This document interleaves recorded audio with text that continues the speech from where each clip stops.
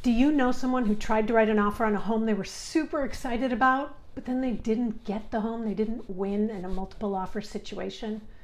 I'm guessing the answer is yes.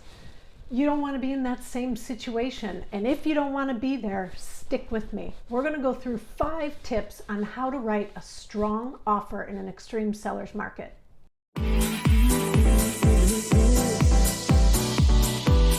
Hey there, I'm Lisa Peck. I'm a full-time real estate agent in Danville, California, servicing the Tri-Valley area in the outer East Bay of San Francisco.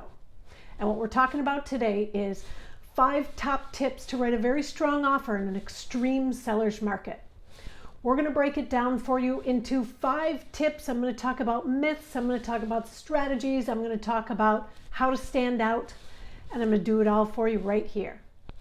Number 1, the most common myth that I hear is buyers who think that going to the agent who's representing the seller is the way for them to get the best deal on the house. Now, let me ask you something. Have you ever paid as much money for anything as you have this home that you're about to buy?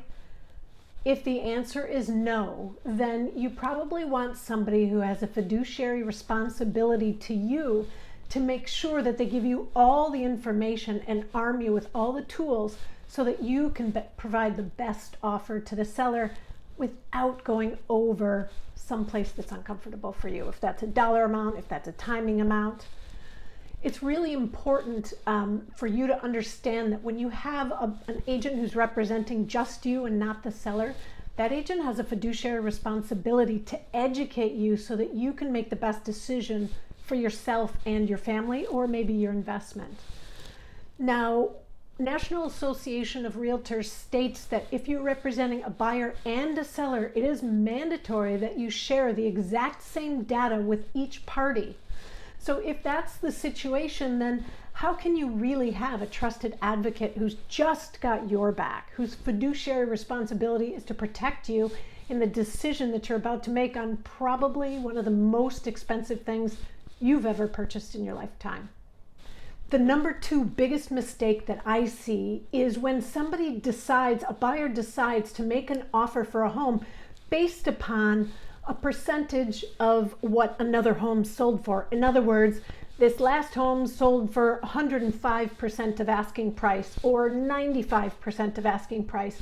Therefore, I as a buyer am going to make my offer 105% of what the seller's asking or 95% of what the seller's asking. I can tell you that after having helped over 800 families buy, sell, and invest in real estate, this is a huge mistake.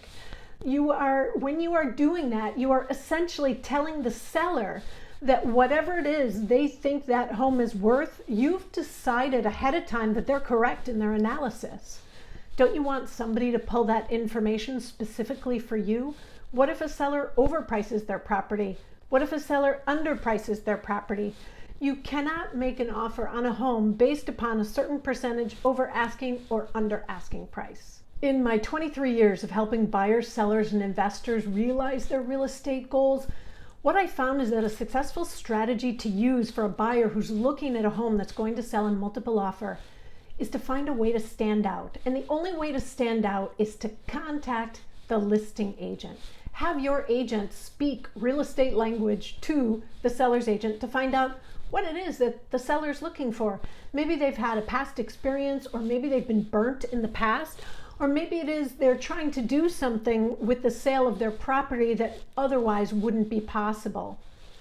This is something that's really important. It is not always about price. It's about alleviating risk for the seller and giving them what it is that they're looking for.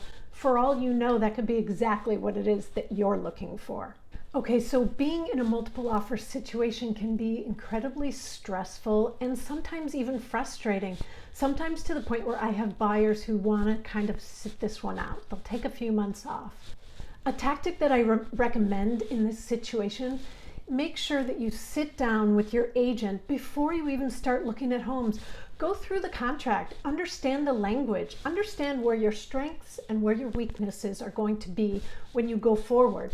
Once you find that home that you love, you and your partner or your family, or even maybe your parents, anybody who's giving you input, You should be able to be thinking about where to place the furniture.